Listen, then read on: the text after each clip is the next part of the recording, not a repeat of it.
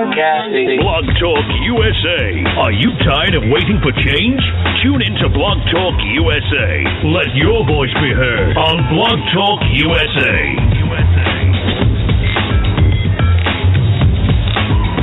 1012, and it gives me 1,250 feet.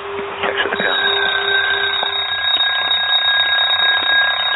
TWA announced the arrival of their flight from Los Angeles and Chicago.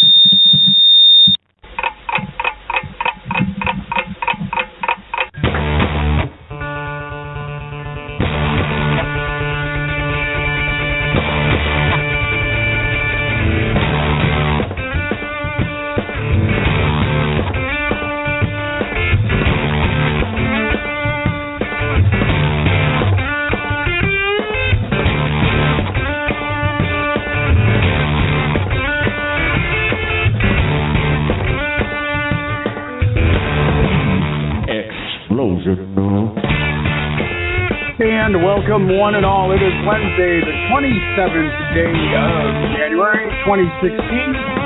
Welcome to the T&Z show. Richard Zombeck here. I am Tony Trupiano. We've got 60 minutes of what I think is going to be some pretty hard-hitting stuff. After what was a pretty darned good show yesterday, was surprised that Obamacare, healthcare in general, ended up being a kind of a central focus of what came out of a myriad of discussions. Certainly we appreciate the time from Michigan Democratic leader Tim Greimel talking about what was happening in Flint, Michigan, and of course Michigan Governor Rick Snyder's dark money orgy in hiring outside PR firms, plural. But the healthcare discussion was front and center yesterday. Yeah, well, it seemed to be. I mean, it's this is stuff that I certainly concerns me as I'm getting advanced in age, and things start falling apart.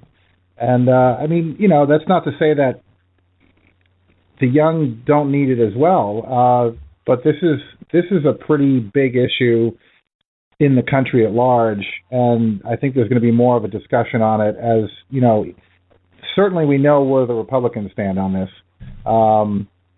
that Ted Cruz lost his health care because of Obamacare.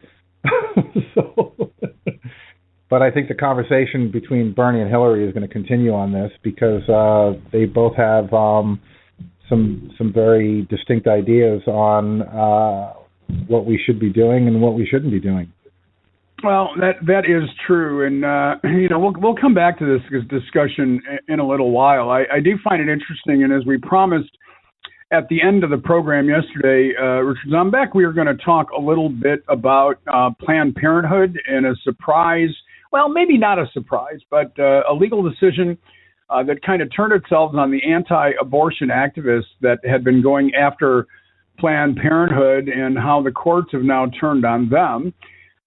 So we're going to make sure that we talk about that. Certainly we'll be talking about Donald Trump not being a part of the debate tomorrow, Thursday evening on Fox, and we'll speculate, although we don't have to do a whole lot of speculating. He said why he's not going to be joining them.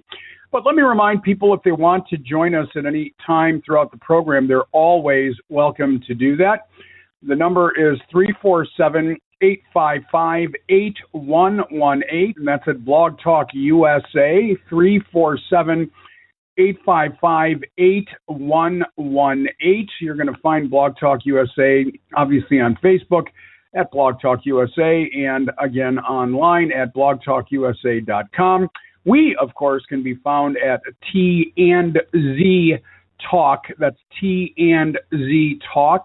And that's AND, and from there you can get anything you could possibly imagine to do with the show, including archives and email addresses and all that all that good stuff. But as we kind of take a look, Z, over what happened the other day, where the courts decided that the lawsuit that was brought against Planned Parenthood for videos where they were supposedly selling body parts, and we'll just go with what is the common myth, not only was not true, but those that put and purpose or repurpose the videotapes find themselves now on the opposite side of this legal judgment. They are now being prosecuted for breaking some federal laws. Now, listen, I'm not jumping up and down, and as I posted on social media the other day when this happened, it's not that I take joy in other people's stupidity, but sometimes you just got to go with what the world gives you, and that's what they gave us. Well, and it was kind of interesting how it happened, right? I mean, they were filing a suit. If I'm understanding this correctly, they were filing a suit for selling body parts, and the grand jury ended up indicting the two people who were bringing the suit. Am I missing something? No. Yeah, for falsifying documents and a myriad of other things. And I mean, you know, the thing is too is that the Republican reaction was, let's say, predictable. Excuse me.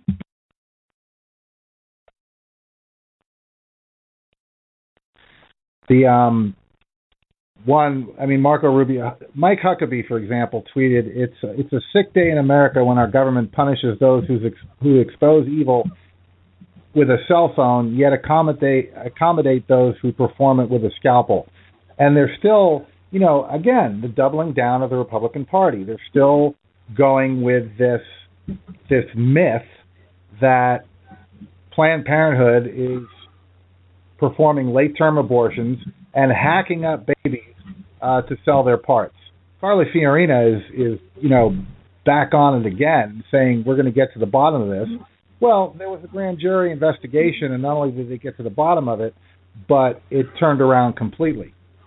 Well, let's actually listen to it in her own words, because I think she gives us a great jumping off point to have a myriad of conversations. But let's listen to Carly Fiorina in her own words once again. I'm running because we have to take our country back.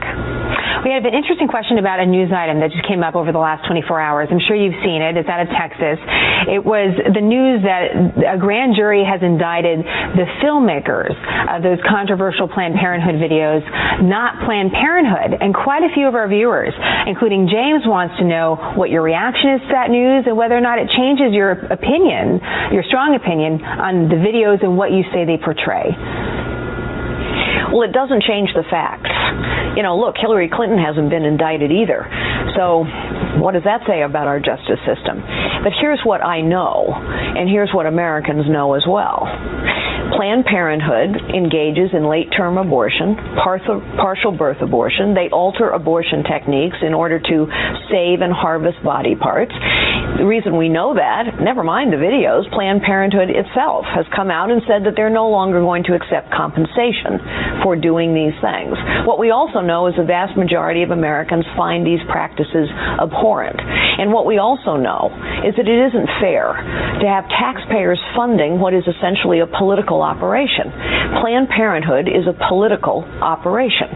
They funnel millions of political dollars into pro-abortion candidates year after year after year. Why should taxpayers fund that? So, my opinion hasn't changed, the facts haven't changed, and there will not be a dime for Planned Parenthood funding in a President Fiorina budget, but there will be plenty of funding for women's health. In a recent interview, you said you're not doing this for sport, not running for president. Okay. Apparently, you need to give Carly Fiorina a call and kind of walk her through the finer points of what is and is not allowed as a result of federal funding for Planned Parenthood, which is not a political organization. Now, there's the Planned Parenthood Advocates, which is political, but it is funded separately through private donation. The money that is provided through the federal government goes to Planned Parenthood, the medical organization, By the way, in fact, I don't think Carly knows yet, but late-term abortions were banned about 10 years ago in this country, and as have partial term the partial abortions have been banned in this country about a decade ago. So maybe she just needs to take a little time to do a little search engine research before she opens her big fat mouth. Right, but here's the thing, right? Is that she whether it's legal or not, one, she doesn't care, and two, she's saying that they're altering, right, so that somehow the paperwork, so that they're still doing it, right? So she's insinuating that even though it's illegal, they're still doing it, and the fact, and that she states as a fact that the American people are against Planned Parenthood, and somehow this is running, in the nether regions of some black market, and that there's some evil organization. Planned Parenthood actually has an above 60% total approval rating by the American people, right? And you compare that to the National Rifle Association's less than 40%. The Republicans are always on the wrong side of issues when it comes to the American people. Whether or not they have their own ideology about this is one thing. They're definitely catering to their base, but they deal in fear. I mean, it's a horrible image, right? And they're repeating this over and over and over and over again, regardless of the amount of facts that come out to the contrary. They continue to say that Planned Parenthood is, whether illegally or being allowed by our evil government, to traffic in baby body parts. I mean, Tony, doesn't that that sounds horrible? Of course it does. And actually, that would be horrible. Well, yeah. I mean, you and I wouldn't disagree with that. That would be horrible if it actually happened. It doesn't, but if it actually did happen, yeah, that would be egregious. That would be sinful. It would be every negative adjective you can think of. Of course it would be. A despicable practice. I mean, I would be writing about it nonstop, and it would be on the front pages of every newspaper in the country if this were true. So, well, you were sharing with us yesterday a conversation between Chris Hayes and Ken Cuccinelli. Now, Ken used to be the Attorney General in, is it Maryland? Virginia, I think, right? Virginia, yeah. Let me play that audio, and then we'll continue. Yeah, I want to ask you one more question about abortion. Sure. Ted Cruz led the fight, or wanted to lead a fight, to defund Planned Parenthood in the wake of those videos that were released. Today, a grand jury in Houston, which was essentially impaneled to investigate wrongdoing by Planned Parenthood, came back and cleared Planned Parenthood of criminal wrongdoing, instead indicting the two filmmakers who actually put those videos together. Ted Cruz on the record of saying that they were, quote, selling body parts. That has now been, from a legal standpoint, shown to be not true by this grand jury. Are we going to see Republicans who champion these videos change their tune on this now that the people who created them have been indicted for felonies? I think what you're going to see out of the videos, more important than who crossed whatever legal lines, is the fact that this is understood to go on and is an accepted practice, and that is, and in some circumstances, is legal. The question is, was it legal in the circumstances at issue in these videos? But the bigger problem that most of the Republicans are getting at, that Ted Cruz is getting at, is what does this say about us as a country? Is this okay? Are people comfortable with selling aborted babies' body parts? Not selling. All right, look, call it what you want. Well, but that's the key point. That was the word that was used, that was definitively found by a grand jury impaneled to investigate that not to be the case. I mean, I just want to make clear of that, because that word has been used, and this was the thing that was... So then you don't want your question answered. You want me to say yes to your declaration. I'm not going to do that. I just don't want that word used when that was actually the thing that was the point of debate in this whole thing. That's all. I understand where you're coming from, and your point about people need to wrestle with the moral ramifications, which I totally understand, and I understand people that have your view on this matter. I just think that the use of that word... And that is a bigger question in the context of a presidential race than one case. Understood. Ken? Okay, well, there we go. I don't even know where to go with this because there's no truth to what Ken Cuccinelli was saying. I mean, there's fundamentally, Richard Zombeck, no basis in fact. Well, and here's the thing, Tony, right, is there are a couple things that are disturbing about this, particularly if you're watching the video, and I want to try to find it, and I'll post it on Facebook and Twitter and put it up on our site later. But first of all, the visual on this, watching him, it's like watching and I hate to say this because it is kind of insulting. It's like watching a plastic person, right? It's watching him and I don't know if they did a lousy job with makeup or with lighting, but he's kind of like off color, pale, almost looks like he could be a robotic dummy, and has this soulless look in his eyes, which, that's my opinion. But the other thing is it's this weird kind of play on words and this weird kind of this underhandedly bashing the media for telling the truth, right? And so you've got Chris Hayes on one hand, who I think was overly cautious with this interview, saying, this was found to be false. And then you've got Cuccinelli on the other side saying, well, you can say what you want, but we know that this actually happens. And so, this started a while ago. We see it a lot with Trump, who basically calls out the journalists in the rooms and calls them liars, that they're horrible people, despicable people. He said on certain occasions, I'm frankly a little concerned that, one of these journalists, one already did get manhandled and physically thrown out of one of these rallies, but that, people are going to start beating up journalists because the Republicans seem to think that it's okay to not only completely deny facts, but to blame the media for dispelling these untruths. Well, it continues to, again, be part of a culture of and we've talked about this in different ways, the new culture of politics in this country, that in spite of facts, in spite of tradition, in spite of respect, in spite of the separation of, the executive branch and the legislative branch and the judicial branch, we've kind of allowed, and very quickly, all of these things to meld together. We are told at certain points that it doesn't matter what the Supreme Court says, that if I still believe something, the governor of Texas, Abbott, after the Texas courts came down and indicted those that had produced the bogus videos, said, well, listen, I'm pro-life, and in spite of what the courts say, I'm going to continue to pursue this in my state and will do everything I can to protect, totally ignoring the rule of law. And it's something, it's part of a culture that we have seen now. It's not even a matter of disrespect. It's not even a matter of denial. It's deliberate.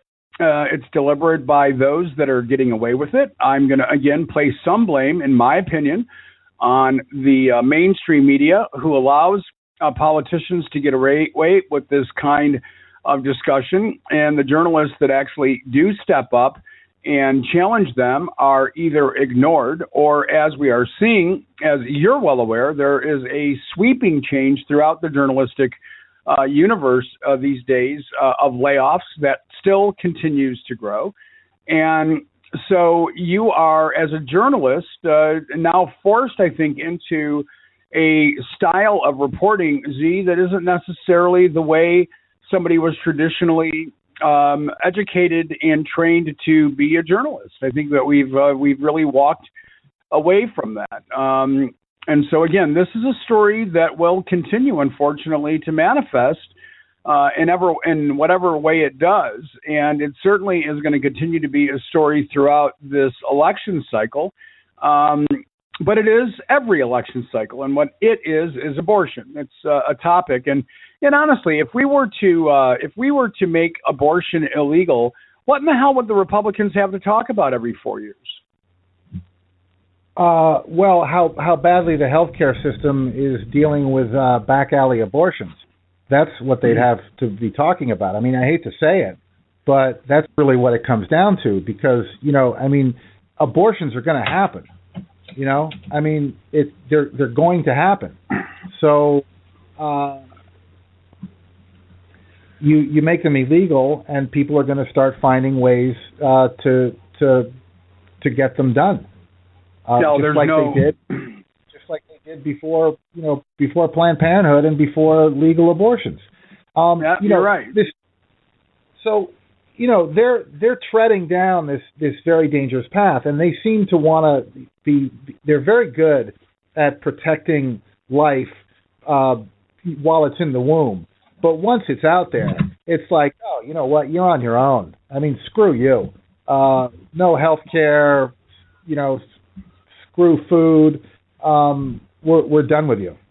Yes, well, that brings us to an entirely different story, I think, though, in the same vein. Yesterday, as I said, we had quite a bit of discussion about the Affordable Care Act and how important it is, and you had certainly quoted the number, 18 million people that are covered now that wouldn't have been covered without the ACA.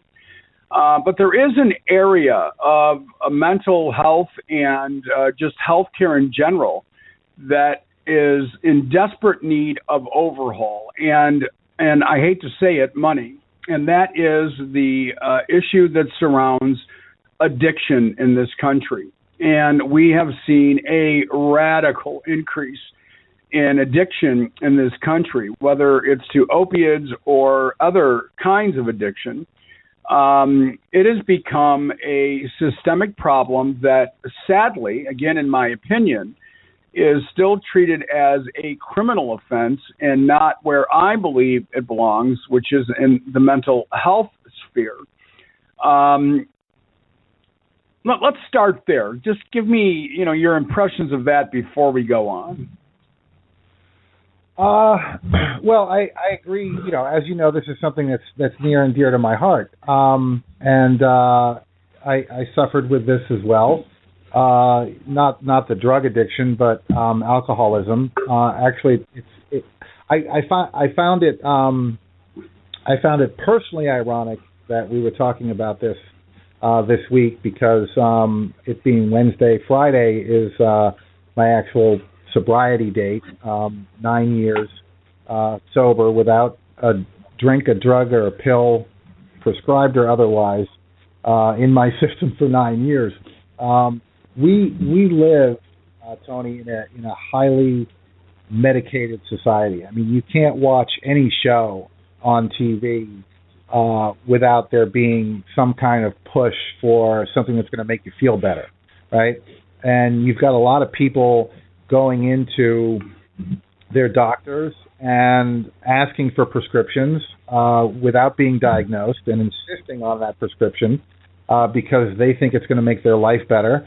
And doctors are stuck writing these prescriptions because they don't want to be sued, which is what will also happen, and medical malpractice if they don't do this.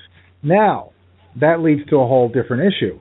And this is pretty prevalent in Massachusetts and in New Hampshire and the whole northeastern seaboard. And this is going to sound a little weird, but there are a lot of fishermen and lobstermen and people that work on the docks, and those kind of jobs tend to cause a lot of injuries. So those people end up getting hurt. They get prescribed Oxycontin, Percocets, Percodan, and eventually the prescription runs out, right? You can't have it, but they're highly addictive. So you have a choice at that point. If you're addicted to, for example, Oxycontin, you can buy it on the street, or you can steal it, both of which are criminal activities. And here's the really weird thing, is that OxyContin on the street has a higher resale value than heroin. And they're both opioids. So the next practical solution is, rather than paying $80 a pill for OxyContin, is you get a $15 bag of heroin, and you can manage your addiction for a little while, and then, as we all know, it turns into a full-blown issue. Now, a lot of people tend to have this on a moral issue, that it's some sort of moral failure. But like you mentioned, we need to start looking at it as a mental health issue, and it's already been labeled as a real disease. And as much as people who feel that they're above that think that it's not, and that it's a question of, just suck it up and pull up your bootstraps and get over it, it's not that easy. And I think as a whole and as a society, we are starting to look at it more carefully. And certainly here in my area, the police chief up in Gloucester, who's been dealing with this now for over a year, has turned more towards getting people help than throwing them in jail. So, like everything else, it's a slow process, and it's taking some time, but it's starting to turn. The tides are starting to turn. Well, and you had this was weeks ago. There was a commercial, and they are actually considering eliminating these commercials for pharmaceuticals on television. But there was a commercial for, and I don't remember what the condition is, but for people that basically get constipated from taking opiates. And so now, you can go to the doctor and say, well, I'm having trouble having a bowel movement. So now they give you something else. And, there's this chain of events. And of course, the pharmaceuticals couldn't be happier to continue to come up with solutions to some of these problems that have been created. One of the questions that comes up often, it's a legitimate question, is that there are people that actually do need pain medication. That, as you said, as an example, if you're working on the docks, you hurt your back, you hurt your shoulder, and maybe it gets to a point where it's a chronic condition that is not going to be controlled with injections of steroids or some kind of physical therapy. What about those folks? What category, do they fall into? And yes, they will eventually become addicted to these painkillers, but at some level, they can barely function without them. How do we deal with that? I mean, there's more to this issue than just someone's over-prescribing and then someone else is abusing. Well, there are different issues at play here, right? There are a certain segment of the society that have a natural proclivity to addiction and to becoming addicted. Drugs like OxyContin are addictive, and even people who would normally not be inclined to drink excessively or take drugs can become addicted to these things. And of course, also, if you feel good all the time by taking them, you're going to be more likely to continue. Now, Massachusetts, for some reason we're talking about Massachusetts a lot, but Governor Baker has started a bit of a buzz around this. And also one of the Kennedy kids has also been very involved in this because of his own addiction. And they're starting to look at alternative forms of pain management and getting doctors certified, requiring yearly classes, yearly updates on pain management and prescribing medication, and educating doctors on a regular basis that they have to have this certification on a yearly basis, that they understand the risks and the alternatives and what other things can be done to safely manage pain. I mean, we've become a prescription society, and I mean, look, Tony, 80% 80% of the pain medication in the world, 80% of the pain medication in the world is consumed in this country. And that alone should not only tell you something, but it should terrify you. Particularly since most of the bottles that they give you that have that pain medication in there says do not operate heavy machinery or drive while while taking this medication. Right? I don't see the roads clearing up. Well, okay. So beyond that, let's bring in, and maybe this isn't fair, but let's bring in now alcoholism. Now, normally people, you don't go to the doctor and the doctor says to you, listen, I know that you hurt your shoulder. Try to drink a half a bottle of whiskey every night, and it's not going to help the pain, but you'll sleep better. So that's not happening. But it does certainly fit into the mental health aspect of where I wanted to focus this discussion on today, that there are psychological reasons for people to get addicted. Now, sometimes it can be as simple as, well, it made me feel better, right? You said that earlier. If it makes you feel better, why would you want that to stop?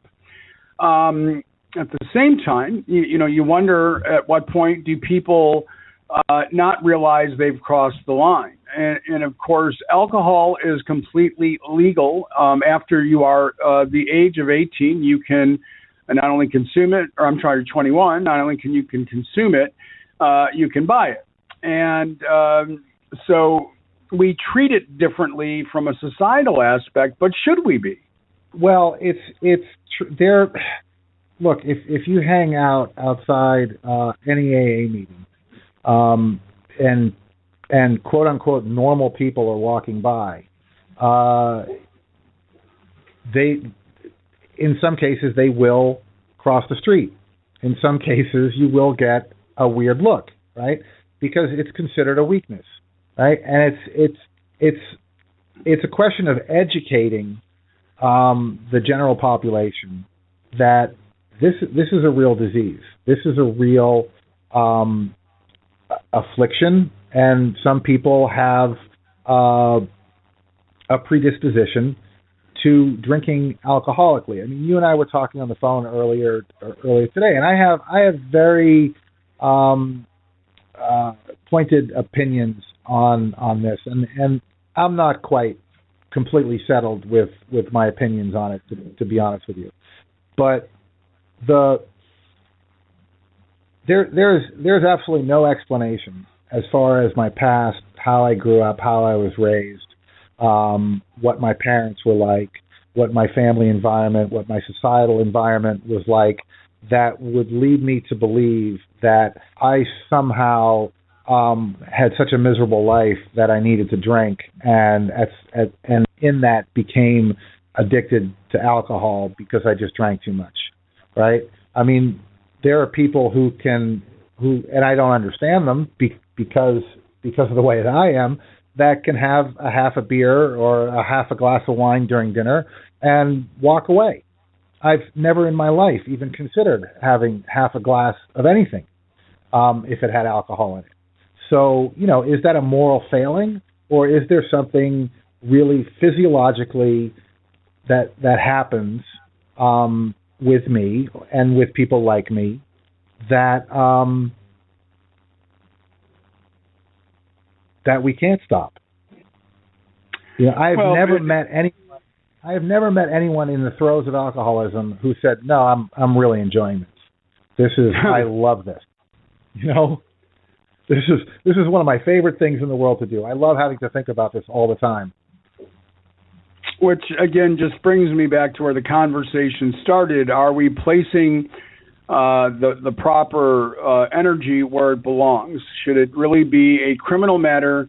And not to say that there isn't a criminal aspect to it, because there is, whether we're talking about pills or we're talking about alcohol or heroin, whatever, or we're, is this, should we be more inclusive of a mental health track? And everybody I've talked to, and I've done a lot of work on this topic on air over the years, and certainly there are county authorities, state authorities, federal authorities that are 100% with us on the idea that there needs to be a fundamental focus on a mental health tract to deal with addiction. But it's going to take money to do that, and they just need to figure out a way to get that done.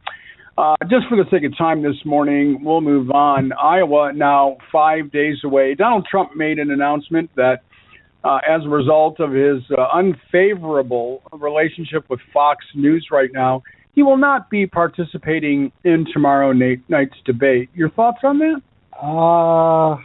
Well, this is okay. So this is a big war between Fox News and Donald Trump and Megyn Kelly.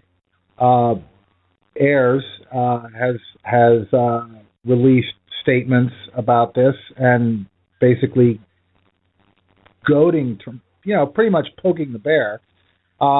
It's going to be interesting to see how this plays out. The spokespeople for the Trump campaign have said that he's absolutely not doing it. It's a done deal. It's not going to happen. And Trump, for his part, is saying, "Hey, let's see how the ratings go now. You had 25 million. I'm going to guess you're going to get maybe 1 or 2 if I'm not on there." And you know what? I'd be willing to bet that he's right. If Donald Trump isn't on stage, there's really no reason to tune in, even for Republicans. Aside from the small percentage of people who are following the other candidates, it's just I have to admit the only reason I was tuning into the Republican candidate debates was, one, because I'm a political junkie, but two, it was like, I don't want to miss this. I don't want to miss what Trump's going to say. I don't want to miss his facial expressions. The guy's an entertainer. Well, you and I were discussing this on air yesterday, and I'll go back to it. I had this conversation with somebody about this on the phone yesterday afternoon. Donald Trump is having a really good time. I mean, he's really enjoying himself. See? Oh, he's having a wonderful time, and he's getting away with saying, what most of them probably think. And every time they trot this guy out, and he says something egregious, the pundits will. That was the last straw. And they're saying, and this is the thing too, is that yesterday they're discussing this thing with, look, Ted Cruz announced his candidacy at Liberty University, right? Because he wants the evangelical vote. And Falwell endorsed Trump, which is really a slap in the face of Cruz. He keeps going up in the polls, and the pundits, even yesterday, they had someone on from the Daily Beast, they had someone on from Huffington Post, they were talking about this, and they're still discussing it, this Fox-Trump battle, as if it matters. And that they're in complete disbelief that he's doing what he's doing. And I don't understand how, after all of this time, you can be in disbelief of anything. I think it's more that the pundits don't want to believe it than they don't actually believe it, because they want their political arena back, and Trump has just completely taken it to a level that is incomprehensible to anyone who's been watching politics for a really long time. And, I could say that about myself, but also, I'm used to also watching insanity for a really long time. I don't know that it's like any bubble, Tony, right? You have these pundits that are surrounded by other pundits that basically value each other's opinions, and it's like retweeting something, right? So someone says something, it gets retweeted, and all of a sudden it becomes the opinion du jour. And they're surrounded by their own kind, and they only get the information from their own kind. They're not out talking to regular people who are saying, "Oh my God, this is fantastic. Trump's the man. Trump is the absolute balls, and I like the guy because he speaks his mind." And I just don't think that the pundits at large are getting a handle on this and seeing this for what it really is. I don't know. I mean, what do you think? Because, and I'll just go back to the general statement I made just a little bit earlier, that there's this overall change in political discourse. Expectations are different. There is no such thing as rules at this point. And, interestingly, as we look at the evolution of Donald Trump over the last 6 months and Ted Cruz, and you look at the polling both on the Republican side and the Democratic side, you look at the dialogue. I remember clearly saying, Bernie Sanders is really going to force Republicans to talk about things they don't want to talk about. Well, that ended up being not true because Donald Trump has forced Republicans to talk about things that they don't want to talk about. And in fact, he's made Democrats talk about things they don't necessarily want to talk about. And so the change agent here has been Donald Trump. The question is, will he ultimately be the Republican nominee? And if he is, what is the reality that he could be elected President of the United States of America? And what does that really mean for a country that seems to be devoid of an identity, a political identity right now? Or will this be an opportunity for the Democrats to coalesce around a certain level of insanity? You coined it at the very beginning, the clown car.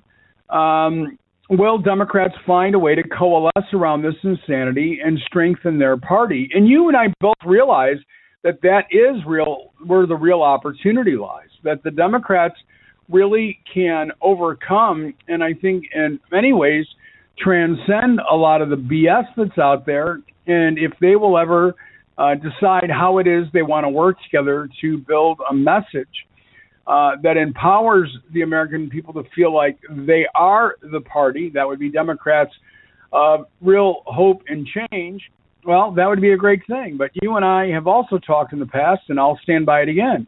Democrats suck at message. They're horrible. I mean, they should be getting out the vote right now. Going back to what you said, though, okay, is Trump has been very light on policy, right? Is typically what his response to things is listen, I got a great plan. You're going to love it when I roll it out. And, we're going to fix this. Well, how are you going to fix it? Listen, we're going to fix it. Don't worry. We're going to fix this, and we're going to get rid of this, and we're going to bring in this and everything like that. Now, he going back to drugs. In a couple statements, he has actually agreed with Bernie Sanders and Hillary Clinton on Medicare prices, right? And Donald Trump, author of The Art of the Deal, is out talking about using the government, something that the Republicans are firmly against and have been against for a really long time, of using the government to bring down the cost and to negotiate cost on the price and cost of prescription drugs paid for through Medicare. This is a huge step for a Republican candidate to talk about.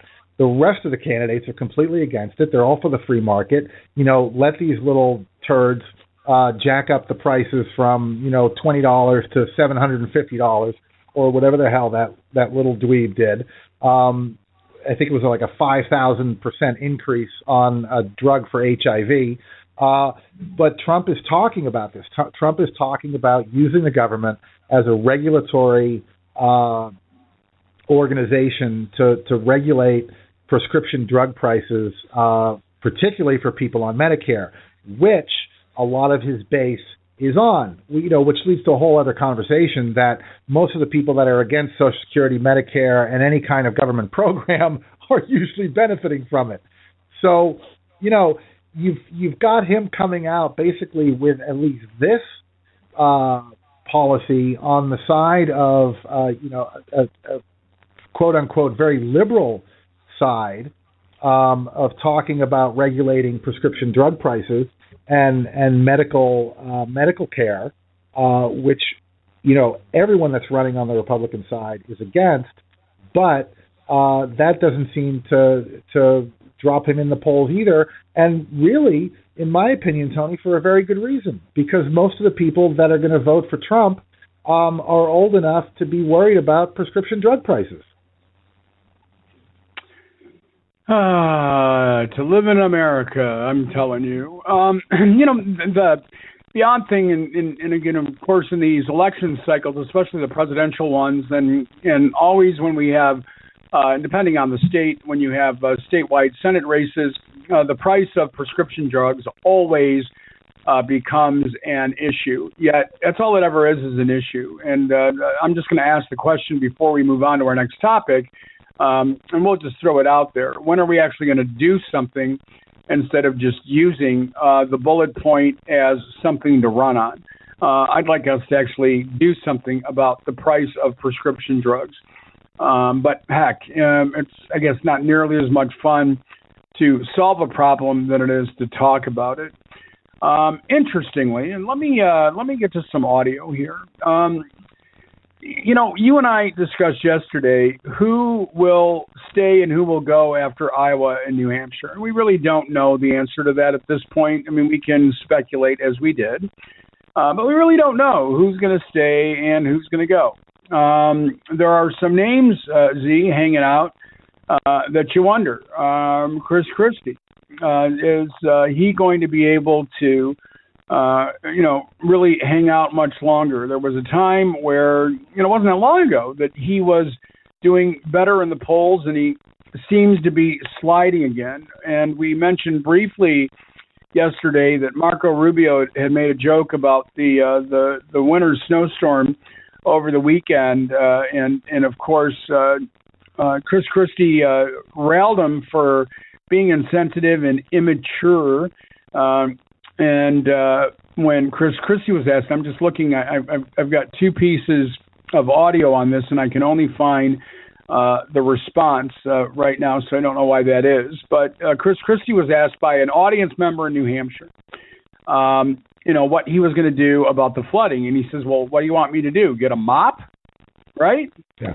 Well, this was a response to that. Take kindly to the governor's remarks. One bike shop in Jersey put a mop in front with a sign that it was reserved for Chris Christie.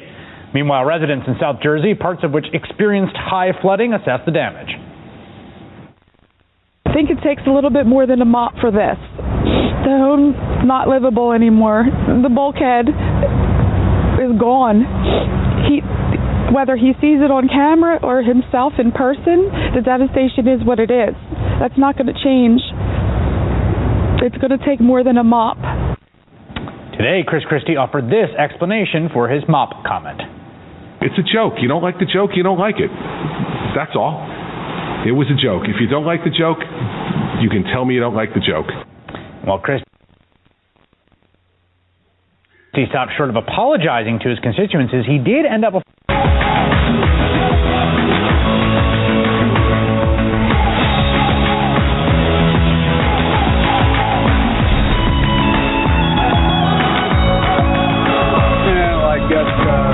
we'll just leave it there. The audio decided to do its own thing.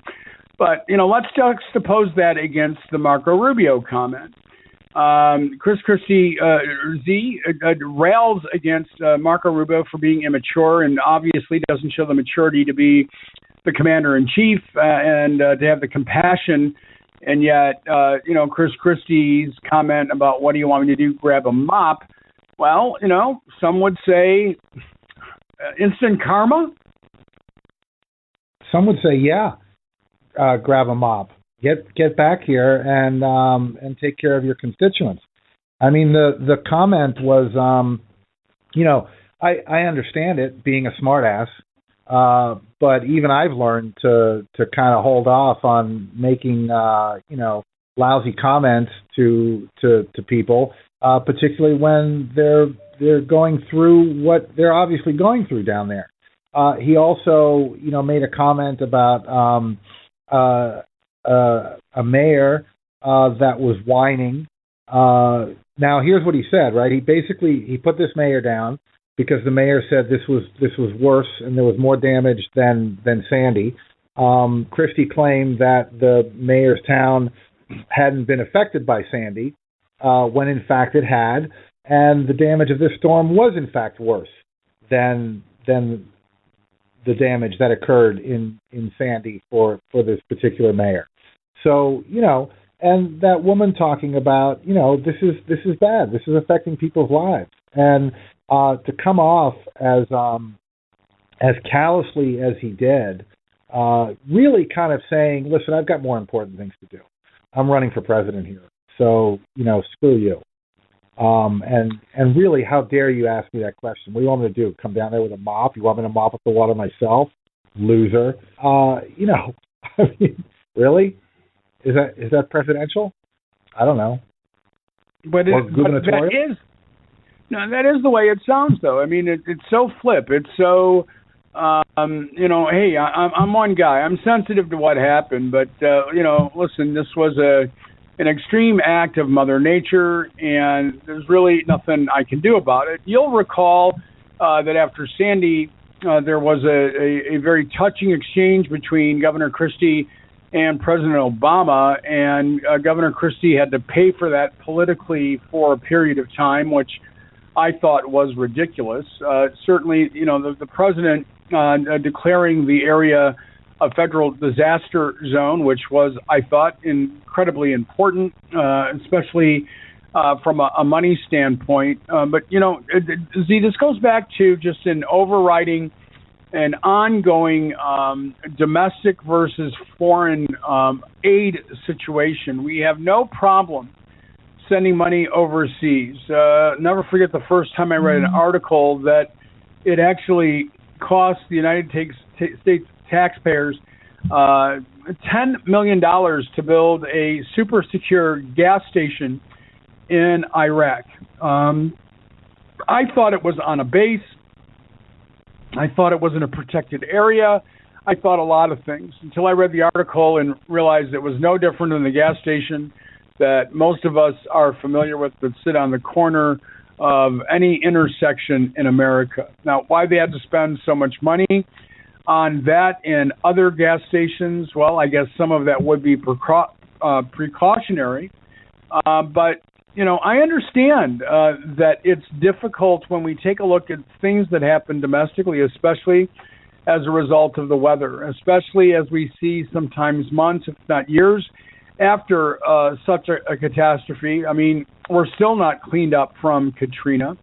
We're still not, and we never may be completely healed and cleaned up from 9/11/2001. We could take just a small part of the money that has been spent in Iran and Afghanistan and other Middle Eastern environs and say, gosh, what could we have done with that money domestically? What could we have done for education? What could we have done for Veterans Affairs? What could we have done for Pell Grants? Well, there's a lot we could have done. It didn't happen. And so, yeah, I understand the frustration of people that look to our leadership, quote unquote, and when they make a remark like, well, what do you want me to do? Grab a mop? Yeah, kind of do. We kind of do want you to grab a mop. Yeah. At least, if nothing, and do it sincerely so that we think that you really care about us. Yeah, or a snorkel. Get a big, giant, extra large wetsuit and get down there and mop up some water. I know this is going to sound naive too, but I have been hearing this, and I've actually been hearing it on major news networks too. Is you've got people like Jeb Bush that are at 4%, 3%, and spending $100 million. I mean, what does that say to the rest of the country? That your lousy little campaign is more important than us eating. I mean, really, when you're watching this kind of money being spent on political campaigns throughout an entire year, and where that money could be better spent. Like I said, I know it's a naive conclusion to draw, and there's a lot of stuff that we could talk about around that. But I mean, this is getting to a point where it's completely out of hand, and other countries don't do this. You know, they have public funds for campaigning. They're not dumping hundreds and billions of dollars into television advertising for their campaigns. And you know, while people are starving and homeless, and we're not taking care of our veterans, and bridges are falling apart, and people are shooting each other in the street, you know, it boggles the mind. And you know, like I said, Tony, I know it's a naive kind of comment to make, maybe, but it's disturbing. Yeah, it is disturbing, no question about it. Well, we are just about out of time. I do want to just quickly kind of speculate before we wrap up. Ted Cruz will be front and center tomorrow without Donald Trump. Opportunity, or does he need to be very, very careful how he proceeds? You know, he's now behind in Iowa, where at once he was in front. I don't see anybody generating the kind of steam tomorrow that will propel them to front-runner status where they don't right now have it or can certainly grab it. It's really Ted Cruz's game tomorrow night, in my opinion.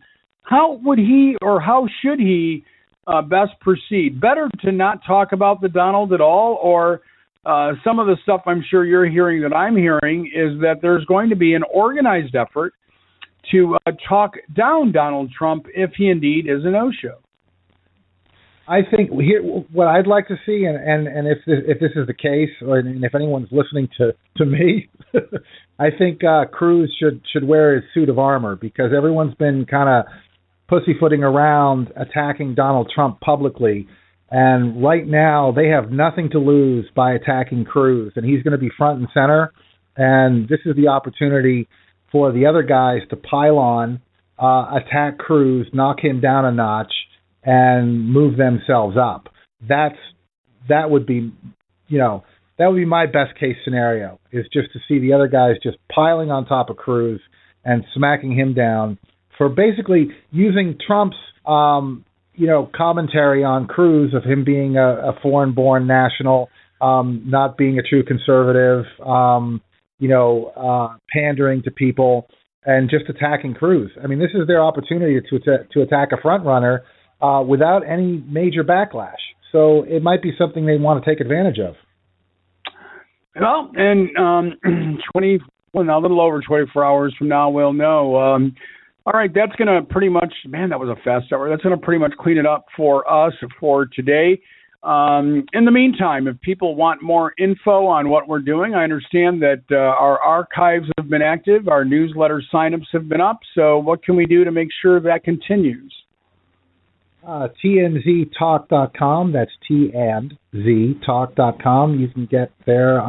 You can get our Twitter feed, our YouTube feed, our iTunes feed, our Stitcher feed, Twitter, Facebook, all the social media. Sign up for the newsletter. It goes out once a day with updates on the show and the link to the downloads and the archives. And that should just about do it, Tony. All right. Well, as always, Z, appreciate the time. And we will look forward to being together tomorrow on Thursday's show. In the meantime, folks, if you need us, go to tnztalk.com. You'll find email addresses if you've got a particular topic or just a comment to make. Do it. In the meantime, our thanks to Ron Spikes, Rihanna, and everybody at blogtalkusa.com. And that's it for this Wednesday. And as always, we ask, before we go, let me remind you, Rachel Maddow doing a special report in Flint, Michigan this evening on the Flint water crisis. With that said, be well.